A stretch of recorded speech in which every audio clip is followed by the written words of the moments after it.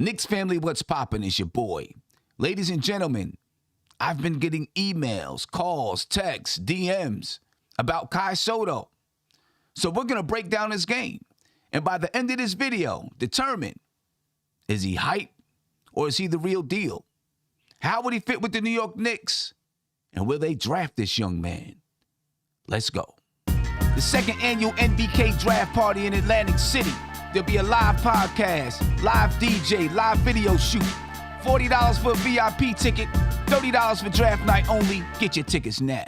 For more details or to purchase your tickets to the NBK draft party, there's a link in the description of this video, and one just popped across the top of your screen.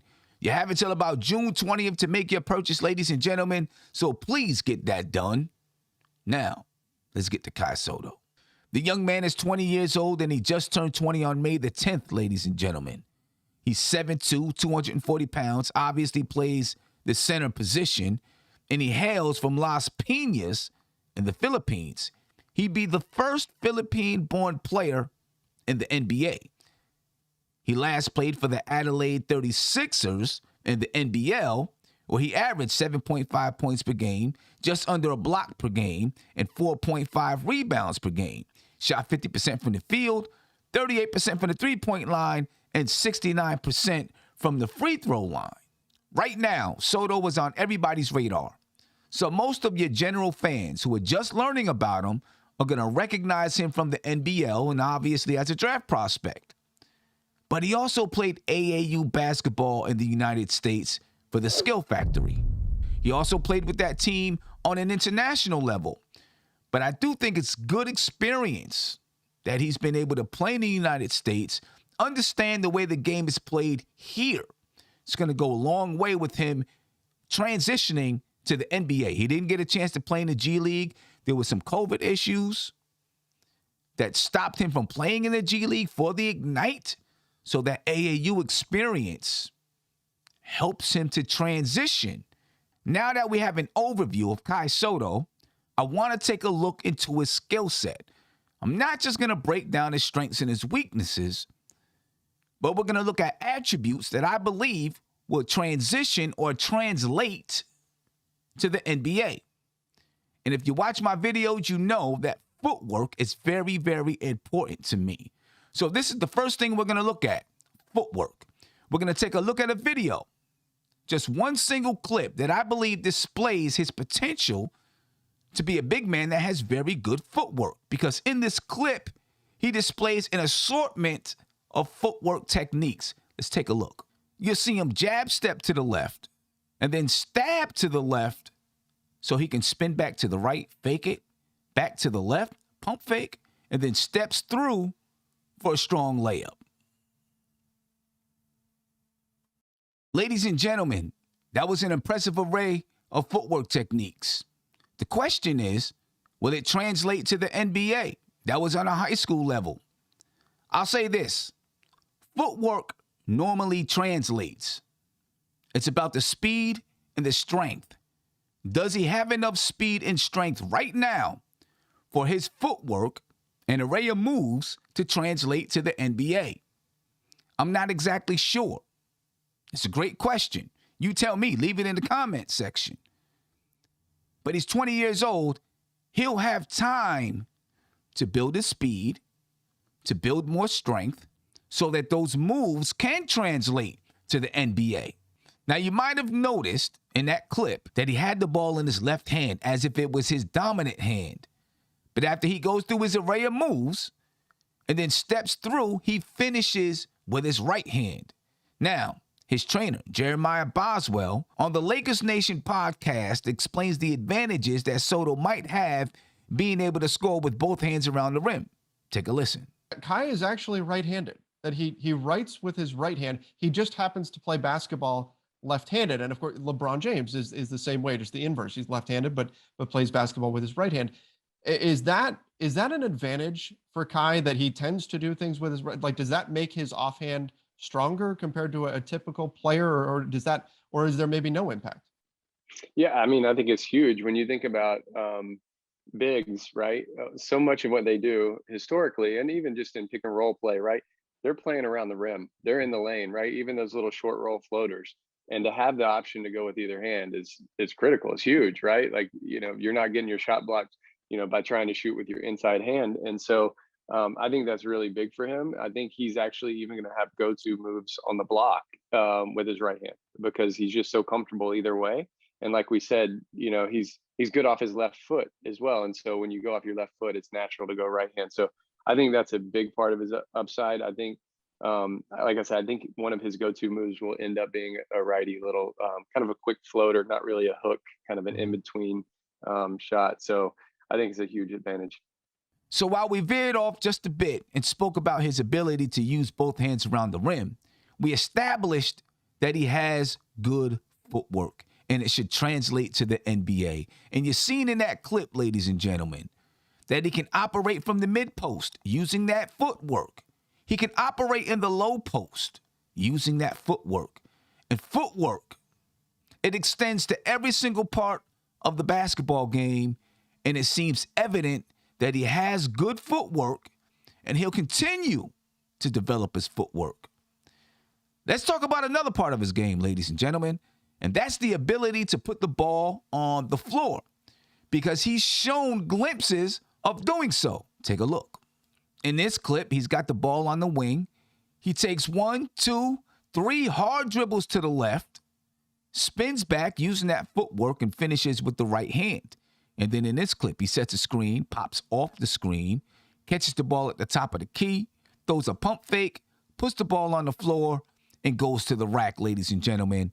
Glimpses of him being able to put the ball on the floor, and coupled with footwork, he's able to execute scoring plays. And he seems to have an arsenal. You see him here in the mid-post, knocking down a mid-range jump shot. In this next clip, you'll see him in the short corner, turns, faces, jab step, knocks down the mid-range jump shot. And then again, at the top of the key, he sets a screen, rolls off the screen instead of pops, and catches the alley-oop dunk.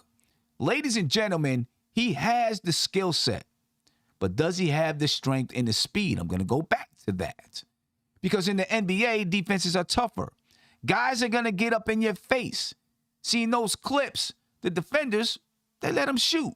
They didn't want him to dribble past. In the NBA, they're going to be up on him. Can he execute at that level? I'm not sure he can right now. I think he needs some time to develop the strength and the speed. But as a Knicks fan, I'll say this. It's been a very long time since the Knicks have had a center that can knock down a mid-range jump shot, that can put the ball on the floor and go to the basket, that can knock down a three, ladies and gentlemen. And we're going to talk about that next. Not the fact that he can knock it down, but his shooting form. Will it translate to the NBA? That's what I'm concerned with. So here's what I'm looking for. Is he focused on the rim, or is he looking at somebody he might want to pass to? His eyes should be focused on the target. His stance, is it balanced? Are his feet shoulder width apart? If you have a good balanced stance, then you're probably square to the rim. Ball location when he catches it. Some people like to call it a shot pocket. Where is it? His release point. Does he release it from his chest, in front of his face? Or does he create a nice triangle and release it above his head? Does the ball rest on his fingertips, or is it in his palm? If the ball's in his palm, it's probably going to shoot flat. If it's in his fingertips, he probably gets a nice backspin, allowing the ball to bounce around the rim if it's just a little bit off. Does he have a nice follow through, and does he hold the follow through? And when he catches the ball, does he catch it on his toes, allowing him to raise up and shoot without having to get set? Okay, so let's stop it right here, and let's go ahead and break this down. And we'll go back to number one, his focus. And you can see in the clip, his eyes are focused on the rim. Now, he's in practice, so there's no other players to focus on. But in practice, You can see his eyes are focused where they should be. And if you go back and look at other clips of him playing in the NBL and other leagues, when he shoots, he does focus on the rim. Now, let's take a look at his stance. You can see his feet are shoulder width apart. Maybe a little bit more, but that's okay because he's square to the rim and he's balanced. His knees and hips are in a position where if a defender closed out, he could pump fake and then put the ball on the floor and go to the basket. Or he could stay on a pivot foot and use his footwork to create a shot. This, ladies and gentlemen, is a good, strong stance that allows him to capitalize on whatever the defense may decide to give him. Now, let's bring this clip back and take a look at the ball location or the shooter's pocket. You can see it's in a nice spot. When he catches it, he doesn't drop it and then bring it back up to shoot it. He keeps it chest high, ready to launch. A lot of young players catch the ball, drop it, and then bring it back to shoot it. But when they drop it, it gives the defense extra milliseconds to close out. This is good coaching from Sotto's trainers. And as we let the clip go, you'll see the ball is in a really nice release position. He creates a triangle with the ball above his head. He's not looking to the left or the right of the ball or above the ball. He can see the rim through that triangle. The ball is resting in his fingertips, not on his palms. This way, he gets a nice rotation on the ball when it's released. And when he finally releases the ball, he releases it at the peak of his shot, which allows him to hang over defenders. And then he has a really nice follow-through. And he holds the follow-through. I love the fact that he stays on his toes when he gets into his shooting motion. This is a key skill for any jump shooter, in my opinion. It allows you to come off screens, catch the ball on your toes, and quickly get in the air and release. Or if you're in a catch-and-shoot situation, the ball is swung to you, you catch it on your toes, you're in the air. Evan Fournier does this very well. It can also benefit you in the pull-up game. If you go hard to the left or the right, one dribble, two dribble, pull up, the defense continues going in the opposite direction, but you were able to get on your toes and get up in the air. If you're in the mid-post, jab step, you're on the toes, maybe a dribble and a step back, knock down the mid-range jump shot because you're on your toes. Ladies and gentlemen, this is a key skill for a jump shooter, and he has it. For the most part, ladies and gentlemen, that's a textbook jump shot, and I believe it's going to translate to the NBA. And here's why. He has good shooting habits. And when you play any sport and you receive increased pressure or increased defense, your body naturally falls back to its habits to get past that defense or pressure or aggression. So if you have good habits, it's falling back on good skills. He has good shooting habits. So when you have faster closeouts in the NBA, he still has the same shooting stroke. When the ball is moving faster, he still has the same shooting stroke. When guys are moving up the court in transition and he's catching it, expected to catch it on his toes and let it go, he still has the same shooting stroke. That's why I think it's going to translate to the NBA. Now, we spoke about his footwork and the potential for him to score in the post or the mid-post. We spoke about his ability to score within feet of the rim with both hands. We spoke about his ability to put the ball on the floor from the wing, from the corner, one dribble, two dribble, spin, to the hoop, score. We spoke about his ability to knock down the mid-range or knock down the three-point shot. We broke down his form, and it's good. It translates to the NBA. But ladies and gentlemen, he's shown potential in other areas of his game. He can catch the ball at the top of the key and hit cutters, slice into the basket. He can do the same from the mid-post. He's shown the ability to set one screen, two screens, three screens, and still roll or pop. Offensively, he seems to have a good basketball IQ. Defense, ladies and gentlemen. This is my biggest concern. He's shown the ability to block shots on and off the ball. He's 7'2". Athletic, smart. He'll be able to block shots. Not my worry. I worry about him in open space. In the NBA, they're going to run screen and roll at him all night long. Will he be able to get low enough to defend smaller guards out on the perimeter? This is where I am concerned. I'm not sure if he has the lateral quickness to stay in front of these guards for at least a little bit. That's my biggest concern defensively. My biggest concern. Now, other big men, I think he'll be okay. He might get beat up down low a little bit because he's young and he's not strong enough yet and he needs the power. We get that. That's going to happen. But what happens when he gets caught in a situation where he has to defend a guy that's 6'9", 6'10"? I still am concerned if he can get low enough to defend them. This is an area that he needs to work on. Now, his trainer had the discussion on Lakers Nation about his progress in defending out in open space. Take a listen. I think he's gotten a lot better. I think being able to take the lens of having worked with him a few years back and seeing where he's at now, I can see progress. I think if you look at the micro level, from 2 weeks ago to today, it's harder to notice that progress. But overall, I would say he's making progress.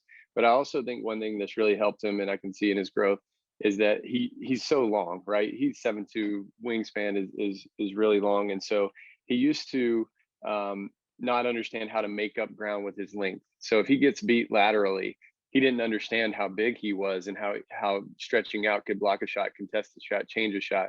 And now, not only is his lateral quickness improving, I feel like he understands his length and can go get a block and can go change and alter a shot and make that 3-point on a switch a little less comfortable for a guard. So he's starting to understand that too, which I think is a big part of being a better defender.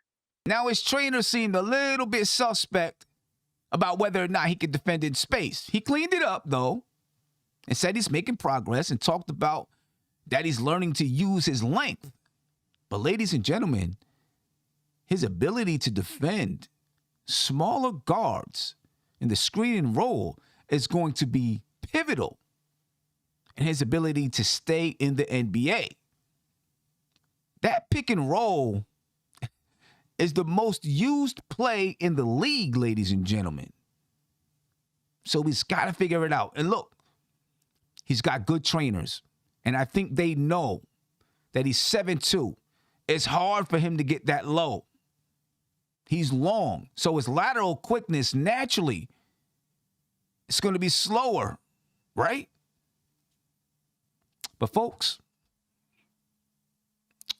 we've been talking for a while about Kai Sotto, breaking down his game, and we could go on forever. It's about time to, is he hype or is he the real deal? I'll say this, there's definitely some hype around the young man, and well-deserved. But when you break down aspects of his game, key aspects like fundamental aspects, his footwork, his ability to shoot, he can dribble a little bit. You've seen it. He can put the ball on the floor. These things are fundamental skills that translate to the NBA. He's got to get stronger. He's got to get faster. He's got to strengthen his lower core. He's 20 years old. He has time. Ladies and gentlemen, he's a real deal prospect. He's got hype around him, but he's a real deal prospect because he has these fundamental attributes and skills that translate. Bottom line, in my opinion. Now, does this mean he's a top 10 pick? No. I don't think he's a first-round pick right now because he's still a project. And I think he's got a lot to learn. Will he go in the second round? I think so. I think he'll be a second-round pick. I'd be surprised if someone took a flyer and drafted him in the first round. But, hey, if they do, good luck to you. Will the Knicks draft him at 42? Will he be there at 42? That's the question. If he's there at 42, And especially if the Knicks don't re-sign Mitchell Robinson, then yeah, it's possible that they could draft Sotto at 42. And ladies and gentlemen, he fits and checks off a lot of dots for the New York Knicks, or whatever you want to call it. Dots, boxes, whatever. I mentioned it earlier in the video. He can shoot the ball from the mid-range. The Knicks don't have that in the center. Neither Mitchell Robinson nor Nerlens Noel can shoot the ball from the mid-range. Taj Gibson can, but he's situational. And you're not building a team with Taj Gibson. Nerlens Noel nor Mitchell Robinson can shoot the ball from the three-point line. Taj Gibson can a little bit, but again, you're not building your team with Taj Gibson. Neither one of those guys, Nerlens Noel nor Mitchell Robinson, can put the ball on the floor and go to the basket. Kai Sotto can do all of those things, ladies and gentlemen. So he checks off a lot of things on your list that you want in a center on the offensive side. Now, I've said that he can block shots, but can he be a prolific shot blocker like Nerlens Noel or Mitchell Robinson? Can he defend in space like Nerlens Noel or Mitchell Robinson? Those are going to be key aspects. So when you talk about his fit with the New York Knicks, on the offensive side, he fits a lot of things that need to be done because he can expand that offense with his ability to shoot the ball and put it on the floor, et cetera, et cetera. But will he be a liability defensively? It makes it a tough decision for the New York Knicks. But at 42, I'm taking a flyer on him at 42. Without a doubt, I'd take a flyer on him. Because he seems like a kid who can learn it. He's been trained a lot throughout his lifetime by very good coaches. So he understands, and I think he has the work ethic to get better. So yes, I would take a flyer on Kai Sotto at 42. As a matter of fact, I might even trade up to get higher in that second round if I really, really like him. And he has worked out for the New York Knicks. Would I take him if the Knicks were to move up into the late first round? Would I take him in the late first round? I'd have to think about that because that's guaranteed money. I'd have to think about it. I might, but I'd have to think about it. But ladies and gentlemen, there's your answer, man. He's the real deal. He's a real deal prospect, and he fits some things that the Knicks need on the offensive side. Maybe not on the defensive side, but I think he can build that defensive acumen. I hope you like what I laid down for you, ladies and gentlemen. I appreciate your time. Please make sure that you get your draft tickets. I know it's been a long show, a long video. So make sure you get them, ladies and gentlemen. The link is in the description of the video. I'm out. Peace.